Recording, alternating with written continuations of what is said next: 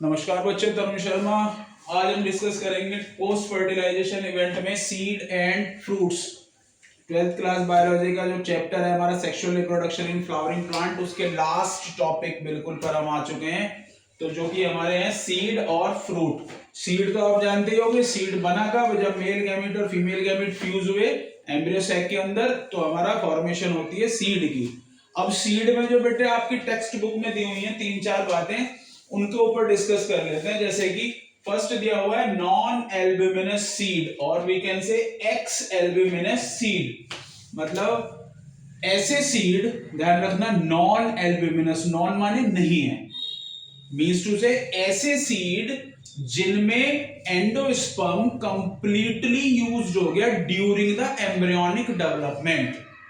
मतलब embryonic development के time पर जब हमने क्या बनाया, जब हम क्या बना रहे हैं, एम्ब्रियो बना रहे हैं। किससे बनाई एम्ब्रियो? From zygote.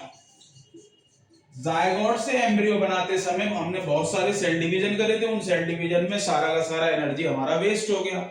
और अगर सारी कंप्लीट एनर्जी वेस्ट हो गई, हमारे पास कुछ नहीं बचता, तो then we call it non albuminous seed. जैसे कि एग्जांपल दिए हुए हैं pea and groundnut. Clear हो रही है बात? अगर एंडोस्पर्म रिमेन रह जाए, बचा रह जाए, मतलब during the embryonic development, means to say during the formation of embryo from zygote, if the endosperm remains, अगर वो बच जाता है, then we call it albuminous seed. तब वो क्या हो जाएंगे हमारे एल्ब्यूमिनस सीड। जैसे कि एग्जांपल हमारे क्या है, wheat and maize, these are the albuminous seed. Another one is which is given perispermic seed. I call it perispermic seed. In your text book, आपके टेक्स्ट बुक में दिया हुआ है पेरिस्पर्म, केवल पेरिस्पर्म दिया हुआ है एनसीईआरटी में। But what is that? Nucellus is also utilized. Nucellus भी यूटिलाइज किया जाता है as a nutritive source, nutritive source की फॉर्म में ड्यूरिंग दिस चेंजेस।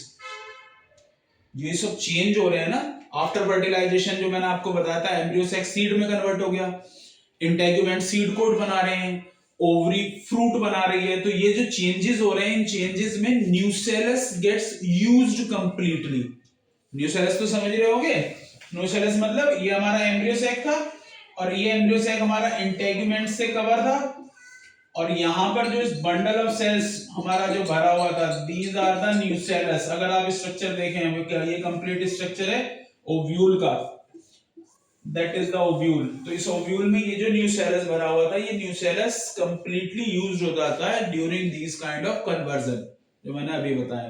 तो इस कन्वर्जन में अगर न्यूसेलस बच जाए, हालांकि बचता नहीं है, there are few cases in which nucellus persistent, वो भी बचा रहता है, those kind of seeds are known as perispermic seed.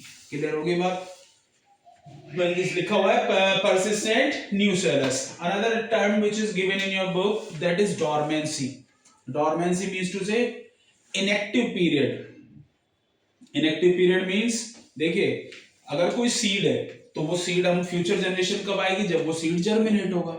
अब जर्मिनेट कब होगा, तो उसके लिए उसको फेवरेबल कंडीशंस चाहिए, सच एज जैसे कि temperature is one of the most important factor in which, जो जर्मिनेशन के केस में माना गया सबसे इंपॉर्टेंट फैक्टर टेम्परेचर माना गया है। तो मतलब फेवरेबल कंडीशन, उसे टेम्परेचर मिले, उसे मॉइस्चर मिले, उसे ऑक्सीजन मिले, all these things are required for the process of germination. अगर नेक्स्ट जनरेशन लेनी है और नहीं अगर ये सब चीजें दोगे, तो जर्मिनेशन नहीं होगा, अगली जनरेशन नहीं आने वाली। क्लियर हो रही है बात? तो dormancy is the period, is the unfavorable period for a particular seed. किसी भी सीड के लिए अनफेवरेबल पीरियड जब तक रहेगा, तब तक ये सीड कैसा रहेगा? इनएक्टिव। क्लियर हो रही है बात? मतलब inactive period of a seed, चाहे वो कोई भी सीड हो, उसका मतलब जो इनएक्टिव पीरियड है, जिस पीरियड में वो जर्मिनेट नहीं होगा, that period is known as dormancy. Clear हो रही है बात? नेक्स्ट पेरिकार्प लिखा हुआ है हमने, ovary wall converted into fruit wall. इसी स्ट्रक्चर के, अगर मैं इस वाले स्ट्रक्चर के बाहर देखूं चारों तरफ, तो हमारे पास क्या थी, ये ओवरी, हम कह रहे हैं कि ovary, that ovary converted into fruit body, वो किसमें बदल गई? फ्रूट बॉडी में। तो ये जो ओवरी की जो वॉल है, it converted into wall of fruit, यही फ्रूट की वॉल हो जाएगी, which is known as pericarp. खत्म बात। ओवरी की वॉल फ्रूट की वॉल बन गई, दैट इज पेरिकार्प। क्लियर हो रही है बात? तो these are the things which is given in case of seed, ये सीड के केस में दी हुई बातें हैं। वन मोर इंपॉर्टेंट थिंग, एक और इंपॉर्टेंट चीज बताता हूं बेटे, ध्यान से सुनना। सपोज करें कोई सीड है, मान लीजिए ये एक सीड है, ठीक। इस सीड के चारों तरफ सीड कोट होगा, तो इस सीड के चारों तरफ हमारे पास सीड कोट हो गया। तो सीड कोट हो गया, सपोज करें इसी को मैं आउटर से थोड़ा डार्क कर देता हूं with this blue colour, and that is the seed coat. ये सीड कोट आ गया। इंटेगुमेंट्स, ये इंटेगुमेंट्स थे, इन्होंने सीड कोट बना लिया। चारों तरफ से हार्ड और प्रोटेक्टिव लेयर बन जाती है दैट सीड कोट। कैसी लेयर? हार्ड और प्रोटेक्टिव लेयर। अब जरा एक बात सोचो, ध्यान से सोचना और सोच करके जवाब देना। अगर इसको मैं जर्मिनेशन के लिए सॉइल में लगाता हूं, तो सीड जर्मिनेशन के लिए ऑक्सीजन भी लेगा, सीड जर्मिनेशन के लिए न्यूट्रिएंट्स भी लेगा। तो अगर चारों तरफ सीड कोट लगा हुआ है, तो इसमें न्यूट्रिएंट और ऑक्सीजन पास कैसे होंगे? अगर इसमें ऑक्सीजन और न्यूट्रिएंट्स जो सॉइल से लिए जाएंगे, अगर वो पास नहीं होंगे, तो हाउ इट जर्मिनेट, ये जर्मिनेट कैसे होगा? अगर किसी को आंसर पता है तो कमेंट में बताना, नहीं तो मैं, आप कमेंट में लिखना, मैं नेक्स्ट वीडियो में आएंगे तो मैं इसको बताऊंगा। क्लियर हो रही है बात? नेक्स्ट आगे, या सुन लो, अभी सुन लो, फिर कमेंट में जाओगे टाइम वेस्ट होगा तुम्हारा। सुन लो अभी।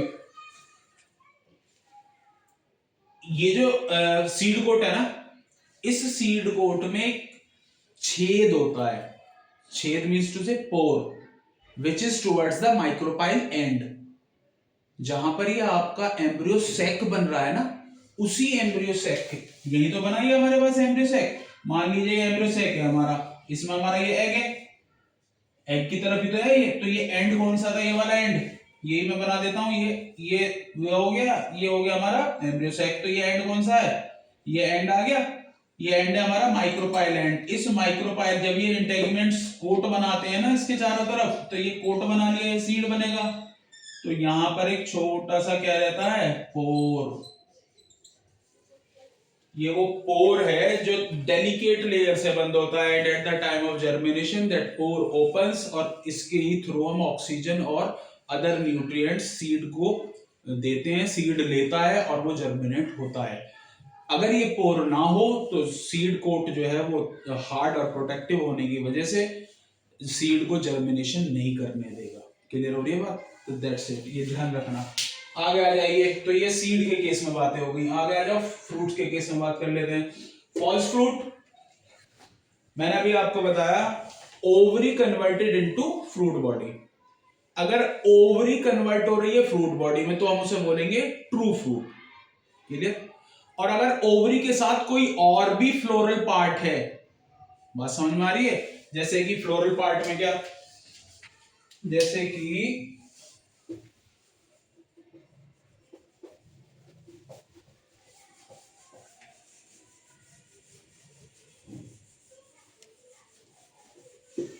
इधर ध्यान दीजिए, जैसे कि सपोज करो ये फ्लावर था हमारे पास, इसमें फिर हमारे पास ये ओवरी सेंटर में प्लेस थी, स्टिग्मा स्टाइल। तो ये ओवरी कन्वर्ट हो जाती है किसमें? फ्रूट में। अगर ये फ्रूट में ओवरी केवल कन्वर्ट हो रही है, then we call it true fruit. और ओवरी के साथ अगर कोई और चीज भी फ्लोरल पार्ट, जैसे कि फ्लोरल पार्ट हमारे पास नीचे क्या था? ये थैलेमस और रिसेप्टेकल। हमारे पास क्या थी? ये कोरोला, कैलिक्स। क्लियर हो रही है बात? अगर इन पार्ट में से भी कोई और आकर के फ्रूट बनाने में हेल्प कर रहा है, then we call it false fruit.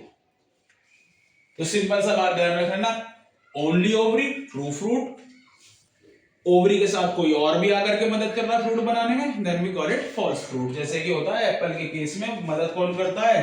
Thalamus. Clear हो रही है बात? Apple and cashew, these are the false fruit, and these are the true fruit. Parthenocarpic fruit, अगला आ गया parthenocarpic fruit. Parthenocarpic means to say fruit formation without the act of fertilization. बात खत्म हो गई.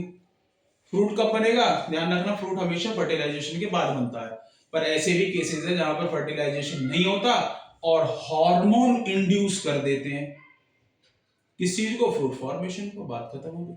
तो parthenocarpic are those fruits which are induced by the hormone and they form without the act of fertilization. Those are known as parthenocarpic fruit such as banana.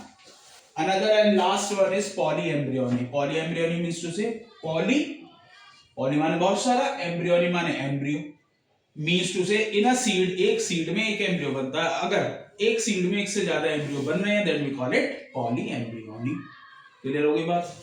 अब polyembryony जैसे citrus के case में दिया हुआ है, एग्जाम्पल है हमारा citrus. Citrus में क्या होता है, न्यूसेलर सेल्स.